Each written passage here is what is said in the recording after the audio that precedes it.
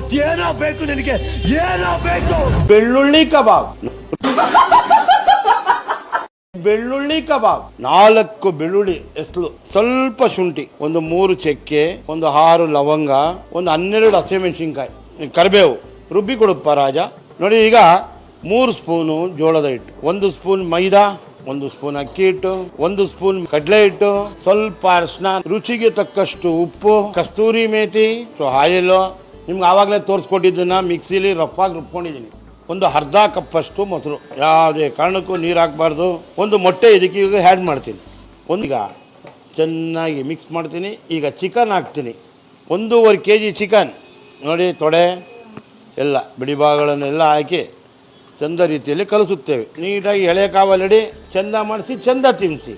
ನೋಡಿ, ರಸ್ಕ್ ಥರ ಆಗ್ತಾಯಿದೆ. ಒನ್ ಮೋರ್ ಅನ್ಬೇಕು ನೀವು. ಆ ಬೆಳ್ಳುಳ್ಳಿ ಸ್ಮೆಲ್ಲು, ಆಹಾ, ಒಂದು ಸಲ ಹಂಗೆ ಕರಿಬೇವು. ನೋಡಿ, ಚಟಾಪಟ ಯಾವ್ದು ಕಲರ್ ಇದೆಯಾ, ಏನಿದೆ ನೋಡಿ, ಜ್ಯೂಸಿ ನೋಡಿ ಹೆಂಗೆ ಬೆಂದಿದೆ.